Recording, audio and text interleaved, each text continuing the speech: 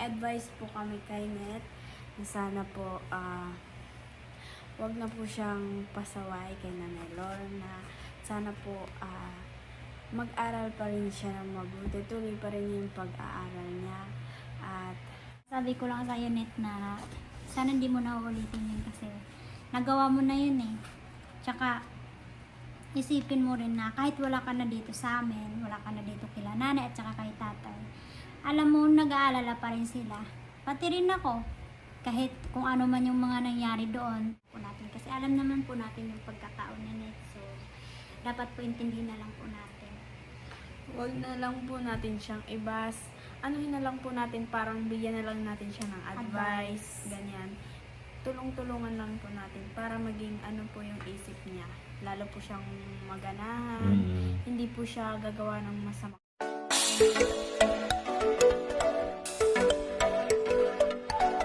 Good morning po at po yung dalawa nanonood po ng sa nangyari po kay Ninita. Ayan, yung po ang part 2.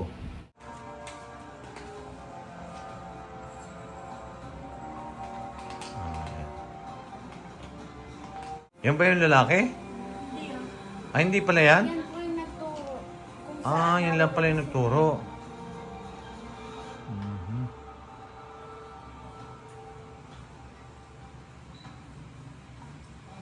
Yan ba si Ninita?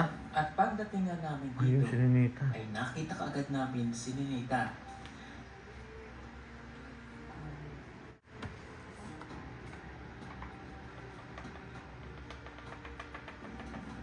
Nagulat din si Ninita sa mga sumunod na nangyari dahil hindi niya alam na kasama na ang kanyang nanay at pati ako ay kanyang nakita.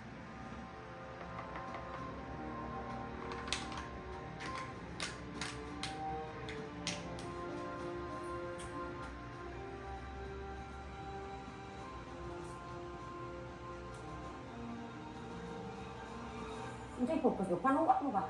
Kago oras ha? Kago oras ko ito iba. Kasampakan pa na ko ito. Ano na ba mo siya? Wala.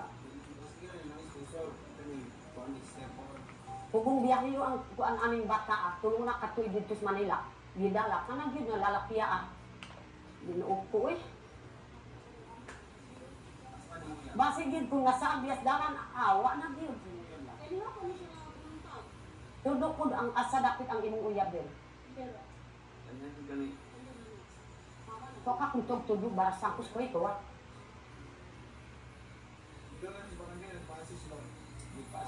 Makasok ka doon pagkabigot ko, pakakuha o pagluto. Matumpay, tutuot ka iya.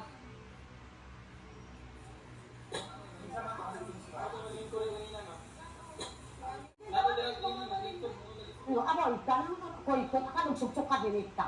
Kito ang kabiyahiro. Nanagkakakitoan mo doon.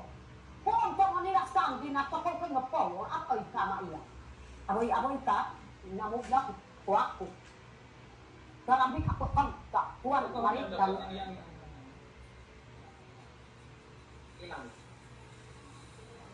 Dimula ka lang po ko yung pod, mga dinikat, wak ko nabayoy. Si Ninita kasi parang ano lang siya eh. Baliwala lang kay Ninita kasi yung mga nangyari. Kuang ba?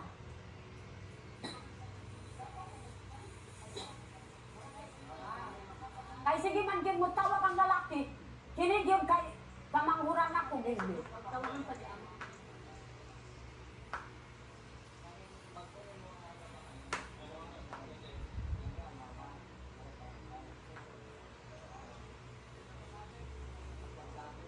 Dapat gyud karungon pud akong anak ba? Karungon gyud. Maya-maya pa ay dumating na nga ang lalaking sinasabing boyfriend ni Ninita. Ito, tawaki sa ini mo, ikaitang ko sa ini. Nga kwa kat sinit biyahe. Paano basta-basta si ini?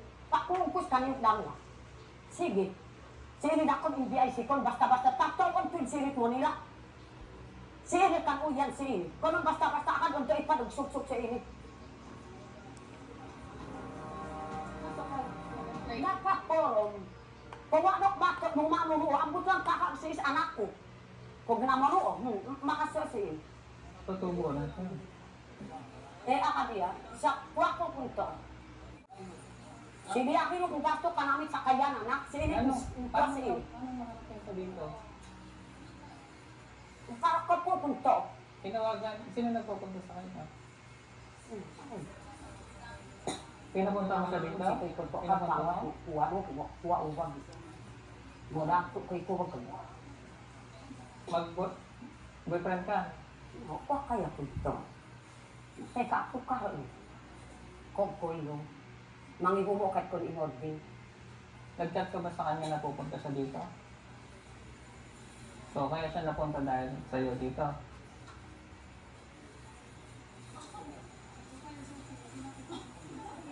Wala ko yung amo nung kaswapos kami. Kung ang puwak sa iyo ni Bato, minun edad sininita. Nasa ikaw-ungol gani siya, ikaw-ungol sa ini, so ikantang ko sa ini. Doon si Amyo, sige pa, nagsusukod di. Hindi naman pupunta yan dito. Kung hindi rin may kausap dito. So, sila yung nagkaintindihan dyan.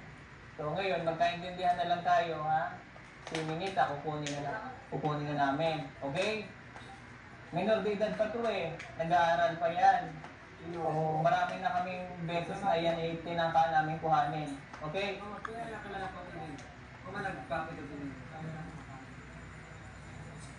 No, narinig ko. So ayan mga kababayan, nag-usap-usap na lamang po kami na kukunin na namin si Ninita. At wala naman pong anumang nangyari sa kanila. Itong lalaki na boyfriend ni Ninita ay maayos na magpakausapan at katutuburin. At hindi rin ito iba kay Nanay Lorna. Dito lamang nalaman na sila pala ay halos magkamag-anak din. So, naayos na lamang namin dito para wala na naggulo. At ipinaintindi namin sa kanila sa lalaki. Sabi nga Hindi na niya, sila kung pwede kilala niya magkachat si Sunny o Boy, tawagan. Dahil kung maulit pa kapatid niya yun, na ay Lorna, maaari na sabi siyang ng kasuhan. lalaki ko. Ano? Diyan ka kanilang to, dito. Ay, natawa na si Ninita. Ikaw Nita, sana huwag ka nang pasaway kay Nanay Lorna. Sika nakakulog, kuya si Marikan, takit ka iya. Terus ka daw pakataas ito.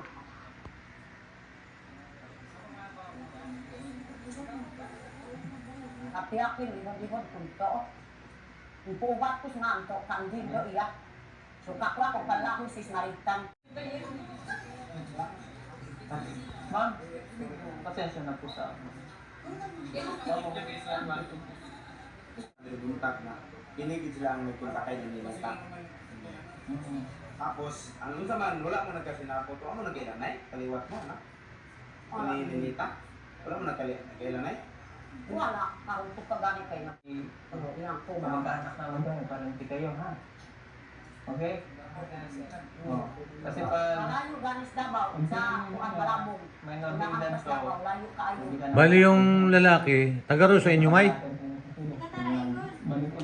Malapit lang sa inyong lugar. Nawala siya, ikaw ang maglatar doon. Ha? So ikaw ang makakasuhan. Sagot ka? Si Dumami para may mga si Dumami.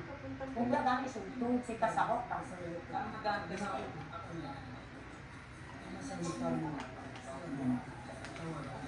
Okay. Yung mga katutubo kay pinangga ko man kayo. Ha? So, sige. Ha? Tarungan mag yun sir. Imposible. Di ko gibuto siyang istorya. Tarungan ko nila. Ano man na? Nakaabot si Ninita din sa iyo na. Eh, okay na yun ay. Importante na kung ano na. At pitugid na rin kung ganyag sa kuan kanto. Ha? Sige, sige. Ganun ang istorya na ako. Istorya na ako. At least okay na mo. Okay na. Okay. Kuha ko. Daran eh. Kaso ini mamo. Ayan, at nakuha na nga po si Ninita. Maod mamohol ang musika. Mhm.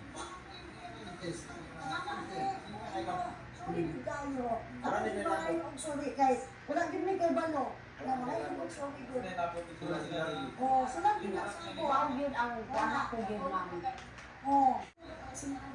Dapat talaga magpasalamat nila ang mong anak, gidawat nila safety. Siyempre, wala Eh, wala na gidawat nila kasi nakadulong na ako ng pangita. Sinaw. Siyempre, sila din eh. Misang salamat po na. Baka,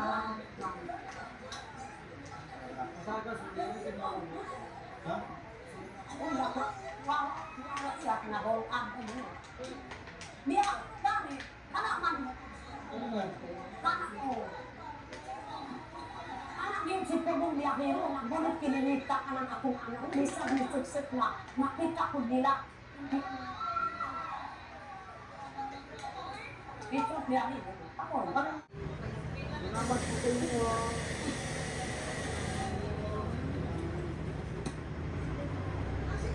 At natin nakuha. Hindi ko minsan, minsan gusto na rin yung picture pag ganun po ganyan, nagawa namin.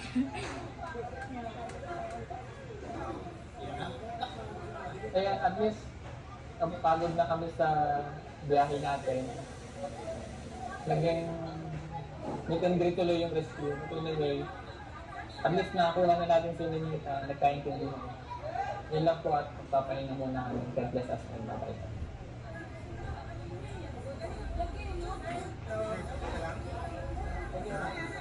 Tawa pa si Ninita. Oh, yan. Ayun ako. Ikaw ha? Sige, mamaya tayo mag-usap. Ikaw ah. Oo, mamaya. At ako'y pagod na pagod na. Ay, nakakarapat. Ikaw, Ninita. Pagod na si Mamaya, Mm. pagod na si Onyot, pagod na si Ma'am. Bibitin, napagod. Kahit kami dito, Ninita, nag-aalala din sa iyo. Sa ginawa mong yan. Mhm. Buti na nakuha ka na ulit. Nagugutom na yung si Ninita. Oo. Mong gamit niya, tomorrow na.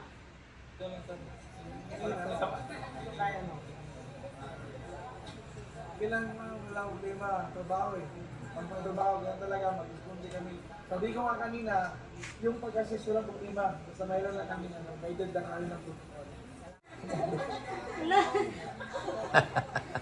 Gusto yung ating rescue na naging happy ending. Naging million great. Ang Diyos ko.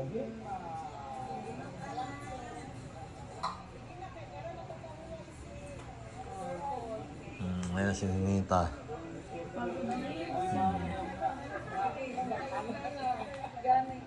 Apoy na. Pagkaya po sir, kimula ko tayo po pa sir. Ayan. Ano? Si Ninita. Ay, nako. Oh, lalambing-lambing na Malambing talaga yan si Ninita eh. Mamaya ka, magtutuos ta. Nagtotoos kayo mamaya. Anong totoo? Ano, kakausapin si O Ninita. diyan ka sa gitna. Arado. Kakausapin si Ninita. Layo na. Salamat ha. Thank you po. Thank you. Ma'am, thank you. Thank you. Pasensya na po kayo. Doon ka sa gitna. Sa gitna. Opo, opo. Salamat po. O yan po, at natapos na po yung at pasalamat po tayo dahil na-rescue na yung si Ninita. Ayan, salamat po tayo dahil na-rescue na po si Ninita. Ito po yung dalawa. Si Nia po kasi ay may pasok. Si Miss po ay may punta po sa school. Ayan, at ito po yung dalawa yung naiwan. Pinanood nga po yung nangyari po kay Ninita. Ayan po yung dalawa. Sabi nga po ni Daddy Coldor na imbis na rescue, naging meet and greet. Naging? Naging ano? Naging meet and greet daw, happy ending. Ayan nga po, at sana po may advice po kami kay Net na sana po wag na po siyang pasaway kay Nanay Lorna. Sana po mag-aral pa rin siya ng mabuti, tuloy pa rin yung pag-aaral niya, at sana makinig naman siya sa kanyang ina kasi po na pagod din si Nanay Lorna. Oo, kasi ilang beses. Iiyak daw po yan siya, umiiyak. Tapos kung ano-ano ginagawa. Tapos kung saan-saan napupunta paghahanap. Ayun, buti Saka may ano ilang sila. beses na, di ba? Opo, kaya yung pagod na pagod na. Huwag mo nang dagdagan ang dami ng problema ng mama mo sa mga kapatid mo, anak ng kapatid mo. Binabantayan tapos dadagdag ka pa. Kaya huwag ka nang pasaway. Sa mga sponsors mo, sa mga supporters mo, kila Daddy Paul, sa pamilya mo, sa amin nag-aalala rin kami. Sobrang nag-aalala, pinag-alala mo kami. Lalo na sa mga pamilya mo dyan. At pati mga pibitim na damay sa pagod sila sa paghahanap. Ang layo pa naman po. Kaya sa susunod net, makinig ka na lang sa nanay mo. Yan, mag-aral mabuti. Huwag maging pabaya sa sarili.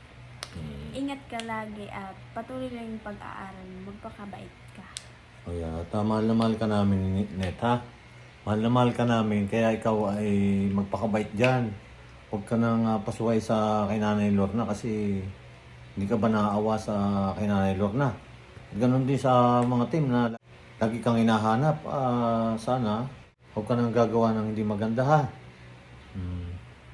Masabi ko lang sa'yo, Net, na sana hindi mo na uulitin yun kasi nagawa mo na yun eh. Tsaka, isipin mo rin na kahit wala ka na dito sa amin, wala ka na dito kila nanay at saka kay tatay, alam mo, nag-aalala pa rin sila. Pati rin ako, kahit kung ano man yung mga nangyari doon, nalalaman din namin kasi may mga kontak naman kami doon at alam din namin kung ano nangyayari sa'yo. Lagi ka namin minumonitor doon kung anong mga ginagawa mo, kung kumusta ka, ganon.